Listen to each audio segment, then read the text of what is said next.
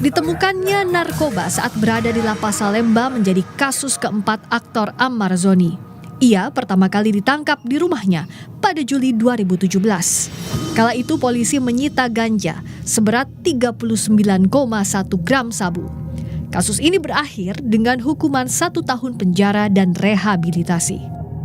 Ammar Zoni kembali ditangkap pada Maret 2023 dengan barang bukti sabu seberat 1 gram yang dikonsumsinya di rumah. Setelah dipenjara selama 7 bulan, ia bebas pada 4 Oktober 2023. Di tahun yang sama, kasus ketiga Ammar Zoni. Ia kembali diperiksa polisi di sebuah apartemen di Serpong, Tangerang Selatan. Barang bukti yang disita antara lain sabu 4,6 gram, ganja 1,3 gram. Tim Liputan, Kompas TV. Dari pesohor, Ammar Zoni kini menjadi tahanan dengan pengamanan super ketat di Lapas Nusa Kambangan. Ammar Zoni sudah 4 kali tersandung kasus narkoba. Dalam sidang perdana hari ini, keluarga Ammar Zoni meminta rehabilitasi. Soal kasus Ammar Zoni, kita akan bahas bersama psikolog forensik Mas Reza Indragiri. Selamat petang Mas Reza, semoga sehat-sehat selalu.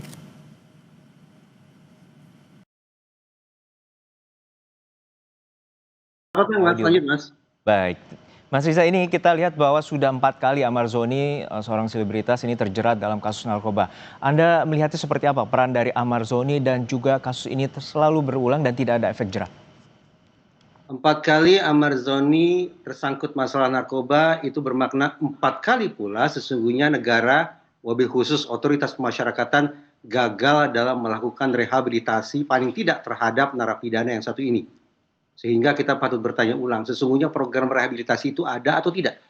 Kalaupun ada, efektif atau tidak? Sampai sekarang, paling tidak sepengetahuan saya, belum pernah ada informasi ataupun data dari negara tentang tingkat efektivitas atau kemujaraban program rehabilitasi bagi para napi narkoba.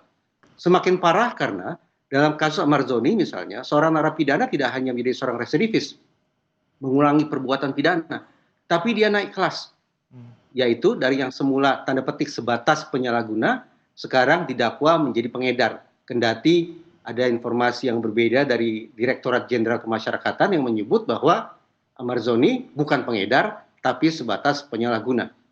Ini beberapa potret kecil tentang ada agenda besar yang harus dilakukan tidak hanya terkait dengan narapidana narkoba, tapi juga terhadap otoritas masyarakatan kita, khususnya otoritas masyarakatan yang menangani para narapidana narkoba.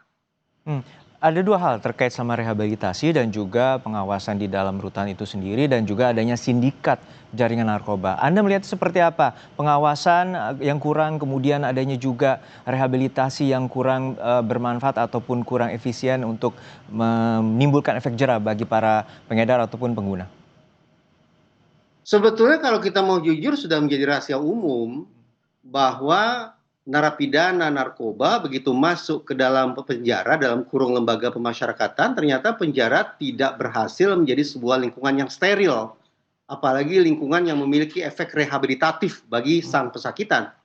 Justru saya khawatir bahwa Ammar Zoni merupakan contoh bahwa penjara sudah menjadi lingkungan kriminogenik. Yaitu lingkungan yang secara ironis justru melahirkan dan memapankan perilaku jahat narapidana.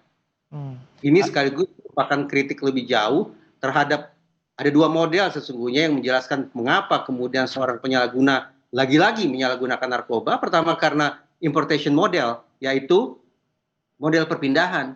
Mereka yang sudah bermasalah di luar penjara masuk ke dalam penjara sebatas memindahkan masalah mereka. Dan yang kedua, model deprivasi.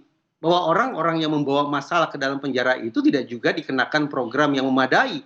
Entah ada, entah tidak. Entah tepat sasaran, entah tidak. Itulah yang membuka ruang bagi para penyalahguna narkoba, yaitu napi-napi ini untuk sekali lagi tidak sebatas menjadi residivis, tapi juga naik kelas. Sehingga saya tandaskan ulang. Ini bukan semata-mata persoalan Ammar Zoni. Ini bukan semata-mata agenda pembenahan terhadap para narapidana.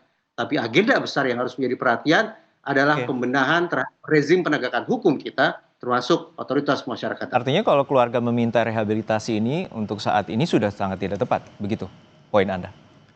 Saya mendapat informasi bahwa ketika Amarzoni pada bulan Desember tahun lalu atau Januari tahun ini tersangkut masalah yang sedang kita perbincangkan, Amarzoni juga kedapatan di dalam urinnya masih positif.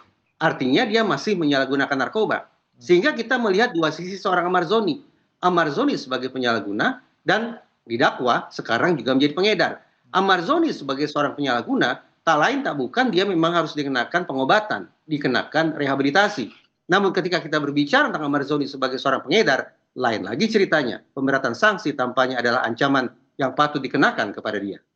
Oke, solutif terakhir untuk pengentasan dan juga pemberantasan dari pengedaran narkoba ini, terutama yang ada di rutan lapas, seperti apa pandangan Anda? Singkat saja.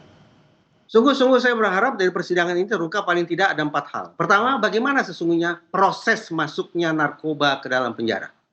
Ini untuk mengetahui ada tidaknya keterlibatan oknum-oknum penegakan hukum, baik di dalam maupun di luar.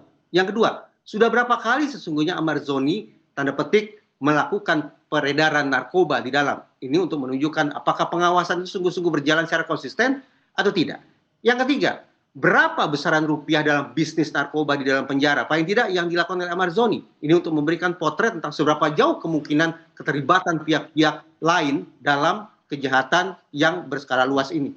Baik. Dan yang keempat, apakah keberadaan peredaran narkoba hanya berlangsung di sel tertentu dan di blok tertentu, atau juga menyebar di sel-sel lainnya dan di blok-blok lainnya? Baik, perlu penyelesaian yang menyeluruh dan juga pengentasan pemberantasan dari sindikat narkoba yang saat ini juga beredar di dalam rutan Salemba yang melibatkan pesohor Amarzoni. Terima kasih perspektifnya Mas Riza Indragiri, psikolog forensik, telah berbagi bersama kami di Kompas Petang.